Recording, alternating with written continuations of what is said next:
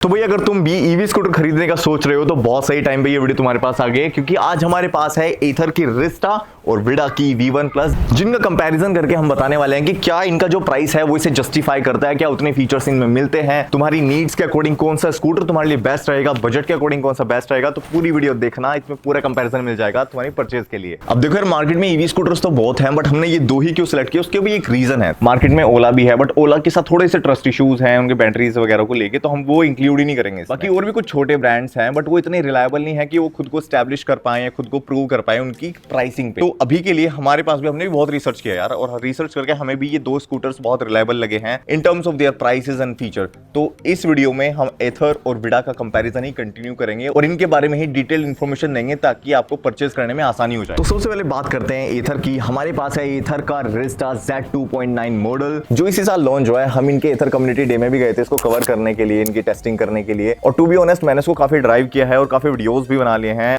एक feature driven EV scooter है। और विडा में हमारे पास है विडा V1 प्लस। देखो विडा में दो ही मॉडल आते हैं, प्रो और प्लस। हमारे पास प्लस है। मैंने पर्सनली विडा V1 प्लस खरीदी हुई है, बट इससे तुम जज मत कर लेना कि ये ही स्कूटी अच्छी है। देखो फैक्टर सबके डिफरेंट होते हैं, मेरे फैक्टर्स अलग हैं, रिक्वायरमेंट्स अलग हैं, तो वो हम आगे डिस्कस करेंगे कि क्या नीड्स और क्या रिक्वायरमेंट के बेसिस पे तुम्हें कौन सा स्कूटर लेना चाहिए। अब यार बहुत लोग सोच रहे होंगे कि विडा कौन सा ब्रांड आ गया। अब देखो, जिनको नहीं पता, विडा हीरो का ही एक सब ब्रांड है, वो ईवी के लिए स्पेसिफिकली इन्होंने बनाया है। और हीरो ने एक्चुअली एथर के साथ मिलके इनके चार्जिंग स्टेशन पे भी काम किया है, तो इनके चार्जिंग स्टेशंस दोनों स्कूटर के साथ कंपैटिबल हैं। जो चार्जिंग सॉकेट से एथर चार्ज होता है, उसी चार्जिंग सॉकेट से विडा भी चार्ज हो जाएगा। अब इन दोनों ईवी स्कूटर्स का साइड बाय साइड कंपैरिजन करने से पहले और फीचर्स बताने से पहले मैं एक डिस्क्लेमर दे देता हूं कि हमने ये दोनों ही स्कूटर बहुत टाइम से यूज कर रहे हैं। ये मैंने पर्सनली बाय किया है, ये हमारे टीममेट का है, और हमें ऑलमोस्ट 6 महीने हो गए उन दोनों को यूज करते हुए। तो जो भी हमारा रिव्यू आने वाला है वो ऑनेस्ट रहने वाला है, परचेज ड्रिवन रहने वाला है, और उसमें पूरा पर्सनल एक्सपीरियंस, जो प्रॉब्लम्स हमने फेस की, जो फीचर्स हमें बहुत अच्छे लगे, जो कोई और नहीं दे रहा, वो सब इसमें बताने वाले हैं। तो सबसे पहले बात करते हैं रिस्टा के एक्स शोरूम प्राइस की। इसके एक्स शोरूम की प्राइस 1,10,000 से लेके 1,48,000 तक जाते हैं, डिपेंडिंग ऑन द वेरिएंट्स। और दूसरी साइड विडा के दो ही वेरिएंट्स हैं, प्लस और प्रो। प्लस का एक्स शोरूम प्राइस 1,02,000 और प्रो का एक्स शोरूम प्राइस 1,30,000 है। एंड प्लीज नोट, ये सिर्फ एक्स शोरूम प्राइस है, ऑन रोड प्राइस नहीं है।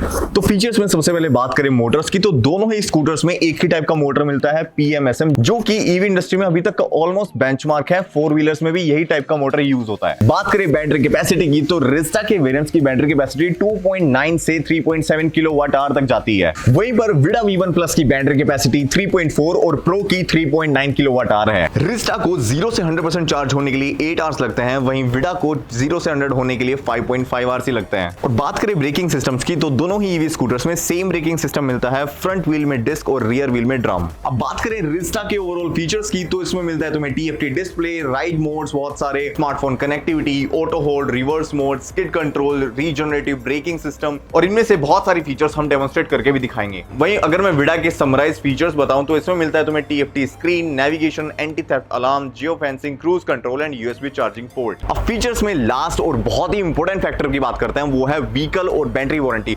रिस्टा की बात करें तो रिस्टा की व्हीकल और बैटरी वारंटी दोनों ही सेम है, 3 इयर्स और 30,000 किलोमीटर। वहीं विडा की व्हीकल वारंटी है 5 इयर्स और 50,000 किलोमीटर, और बैटरी वारंटी है 3 इयर्स और 30,000 किलोमीटर। अब बात करते हैं इन दोनों ही चीजों के परफॉर्मेंस की, ये कैसे दौड़ते हैं, कितना दौड़ते हैं, क्या परफॉर्मेंस देते हैं। तो रिस्टा को जब तुम चलाते हो तो ये तुम्हें एक थोड़ा सा बल्की फील देती है, वहीं जब तुम विडा को चलाते हो तो ये तुम्हें एक थोड़ा मिनिमलिस्टिक और थोड़ा स्पीडी फील देती है। दोनों ही स्कूटर को हमने गड्ढों में थोड़ी सी ऑफ रोडिंग या ब्रेकर पे चला के देखा, और दोनों का एक्सपीरियंस थोड़ा सिमिलर सा है, इतना सब्जेक्टिव है कि हम डिफरेंशिएट नहीं कर सकते। अब चलाने और दौड़ाने की बात हुई तो सबको पता करनी होगी इसकी स्पीड। पहले हमने विडा की स्पीड देखी, तो 0 to 40 इसने इतने सेकंड में हिट किया, वहीं एथर रिस्टा ने 0 to 40 इतने सेकंड्स में कवर कर दिया।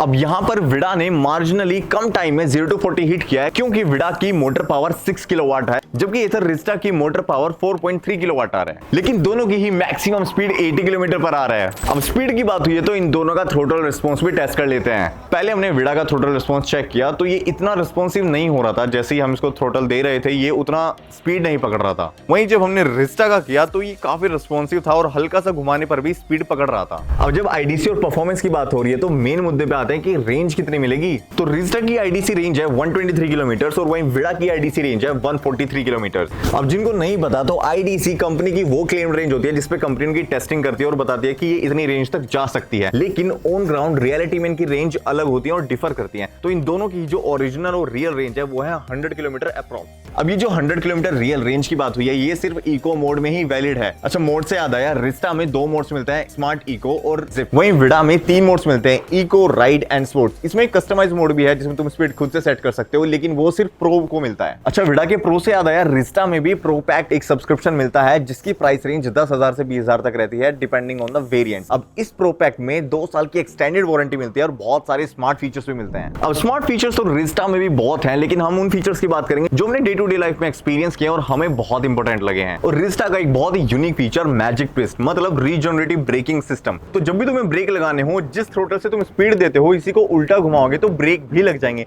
लेकिन मेक श्योर ये ब्रेक का रिप्लेसमेंट नहीं है। ये ब्रेक लगाता है बट उतनी इंटेंसिटी से नहीं। और बात करें विडा के स्मार्ट फीचर्स की, तो इसमें तुम्हें टच स्क्रीन मिलती है जो कि रिस्टा में नहीं मिलती। Anti theft alarm, geo fencing और भी काफी तरह के स्मार्ट फीचर्स इसमें मिलते हैं। चार्जिंग के लिए इसमें एक यूएसबी पोर्ट भी मिलता है। और क्रेजी बात तो यह है भाई, विडा ने इस बार इसमें क्रूज कंट्रोल भी डाल दिया है। तो तारीफ तो हमने इन दोनों स्कूटर्स की बहुत कर दी। अब बात करते हैं इन दोनों स्कूटर्स की कमियों की, क्योंकि हमने इसको पर्सनली ड्राइव किया है, टेस्ट किया है, तो हम थोड़ा अच्छे से एक्सप्लेन कर पाएंगे कि हमें क्या कमियां नजर आई हैं पूरी टेस्टिंग के दौरान। अब देखो, इसमें ना यहाँ पे ऐसे चाबी घुमाने से इसका बूट लॉक अपने आप ओपन हो जाता है, लेकिन इस अभी नहीं हो रहा। तो अब हमें क्या करना पड़ता है, हमें इसका बूट लॉक करना है, हल्का सा प्रेस करना है। भाई तो खुल नहीं रहा, ये तो धोती खोल रहा है। हाँ, तो इस तरह से ये खुलता है, थोड़ा प्रेस करना पड़ता है इसको। अच्छा, एक लास्ट कमी या कॉन्स का हो जो हमें लगी है इसमें, वो है इसका थ्रोटल का साउंड या मोटर का साउंड कह सकते हैं, कि जब भी हम इसमें स्पीड देते हैं तो इसका मोटर आवाज करता है। हालांकि इसमें भी सेम मोटर लगा है जो विडा में लगा है, बट आवाज सिर्फ एथर का ही स्कूटर करता है, और यूजुअली ये सभी एथर स्कूटर्स में है। अब बात करते हैं विडा के कॉन्स की। तो विडा में जो मुझे सबसे बड़ी दिक्कत लगी है वो है इसकी बिल्ड क्वालिटी। तो अगर तुम इसकी प्लास्टिक देखोगे, वो कितनी इजीली प्रेस हो जा रही है, मतलब बहुत ही थोड़ा low grade quality plastic use किया है। पूरी ही बॉडी को ऐसे यूज किया है, इसका तो है ही। हम ओवरऑल भी अगर देखें तो इतनी अच्छी बिल्ड क्वालिटी देखने को हमें नहीं मिलती है एज कम्पेयर टू रिस्टा। अब बिल्ड क्वालिटी के साथ साथ इसके बटन भी थोड़े दिक्कत वाले हैं। एक तो बहुत टाइट है यार, प्लस इनका डिजाइन ऐसा है कि ना ये चुभते हैं, जब हम दबाते हैं तो उल्टा चुभते हैं। ये वाले इन वालों में दिक्कत है, बाकी सब ठीक है, बट ओवरऑल बटन्स की भी बिल्ड क्वालिटी इतनी अच्छी नहीं लगी मुझे पर्सनली। एक और कमी जो हमें लगी है वो है कि इसके बूट में पानी चला जाता है जब हम इसको धोते हैं या सर्विस पे ले जाते हैं। तुम अभी भी निशान देख सकते हो पानी के, तो यहीं पे सूख जाता है। हालांकि एक आउटलेट दिया हुआ है, बट यार पानी नहीं जाना चाहिए यहाँ पे। तो इस पूरी वीडियो में हमने इन दोनों स्कूटर्स के प्रोज एंड कॉन्स की बात की, फीचर्स, परफॉर्मेंस सब टेस्ट करके दिखा दिए।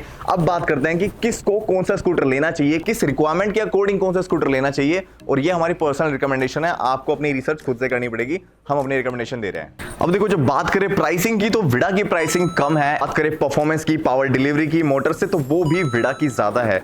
लेकिन यार जब हम बात करते हैं कि फीचर्स कौन से चाहिए होते हैं स्कूटी में, तो उस मामले में रिस्टा जीत जाती है। और फीचर्स एक ऐसा टॉपिक है जहां पे हम ज्यादा पैसे देकर भी अच्छे फीचर्स लेना चाहते हैं, तो रिस्टा वो सारे फीचर्स देती है। जैसे गूगल मैप का इंटीग्रेशन दिया है, और सिक्योरिटी से रिलेटेड बहुत सारे फीचर्स दिए हैं रिस्टा ने, जो कि हमें विडा में देखने को नहीं मिलती। तो बाकी फीचर्स से रिस्टा स्टैंड आउट तो कर जाता है, क्योंकि इसमें एडवांस फीचर जैसे स्किड कंट्रोल, मैजिक ट्विस्ट के साथ साथ मोबाइल कनेक्टिविटी भी बहुत अच्छी मिलती है। अब देखो, रेंज भी दोनों स्कूटर्स की सेम है, लेकिन एक फैक्टर है जिसकी वजह से मैंने विडा को पर्सनली खरीदा है, वो है इसकी रिमूवेबल बैटरीज, जो यहाँ से ऐसे लॉक खोलने पर मिल जाती हैं। तो तुम्हें दिखेगा यहाँ पे 2 बैटरीज हैं जिनको आप रिमूव कर सकते हो और घर पे भी चार्ज कर सकते हो। काफी हैवी बैटरीज हैं, तो आप इनको घर पे भी आराम से चार्ज कर सकते हो या फिर कहीं पे लगा के भी चार्ज कर सकते हो। ये एक बैटरी से भी चल जाती है और दोनों बैटरी से भी चल जाती है, तो ये एक बहुत अच्छी सहूलियत है।